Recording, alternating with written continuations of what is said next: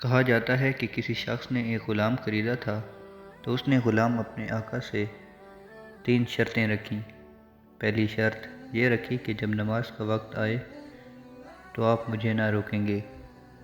دوسری یہ رکھی کہ آپ مجھ سے صرف دن میں خدمت لے سکیں گے، مگر رات کو مجھ پر یہ پابندی عائد نہ ہوگی۔ پھر تیسری شرط یہ رکھی کہ میرے رہنے کے لیے کوئی ایسا کمرہ عنایت فرمائیں گے جو میرا پسندیدہ ہو اور دوسرے شخص کو اس میں آنے کی اجازت نہ ہوگی۔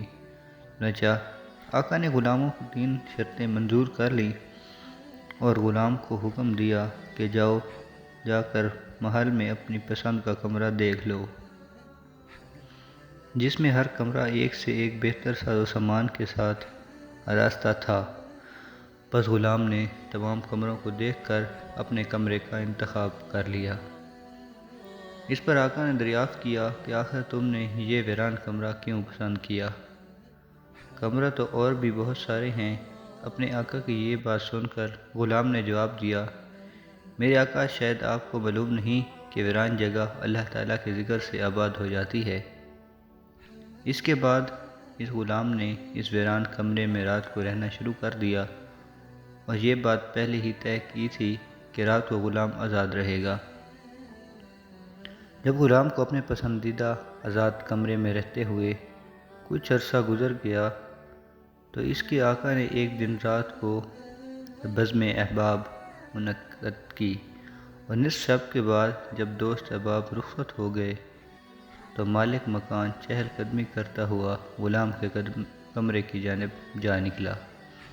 کیا دیکھتا ہے کہ ایک نورانی قندیل نے اوپر سے آ کر کمرے کی خالی چھت کو گھیر رکھا ہے اور غلام سجدے میں پڑا ہوا اپنے رب سے دعا اور مناجات میں مصروف ہے کہ اے میرے پروردگار، دن کو تو میرے آقا کی خدمت میرے ذمہ واجب کر دی، اگر یہ خدمت میرے ذمہ نہ ہوتی تو میں دن رات تیری عبادت میں مشغول رہتا،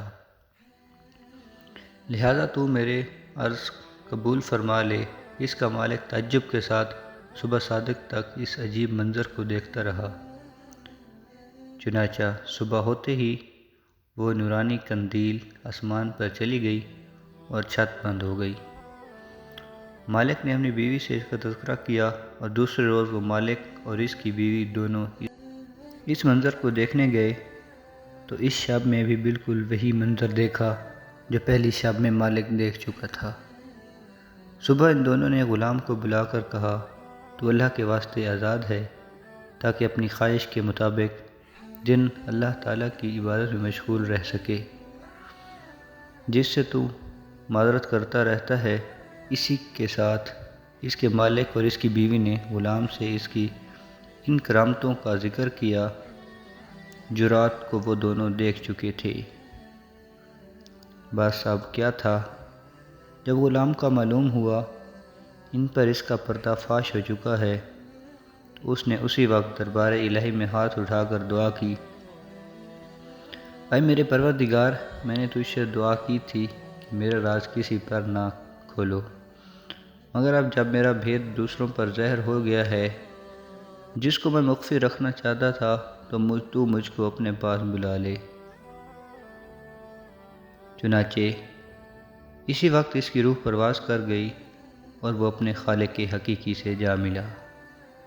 اللہ تعالیٰ سے دعا ہے کہ اللہ پاک اس مغفرت فرمائے اور اس کے درجات کو بلند فرمائے، آمین ثم آمین۔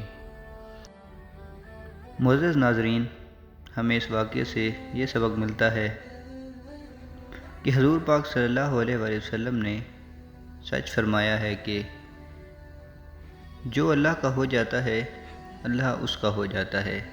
دیکھیے اس عالم فنا فی اللہ کی دعا کس طرح ہاتھوں ہاتھ درجہ قبول کو پہنچ گئی۔ اللہ تعالی ہمیں بھی اس واقعے سے سبق حاصل کرنے کی توفیق عطا فرمائے، آمین یا رب العالمین۔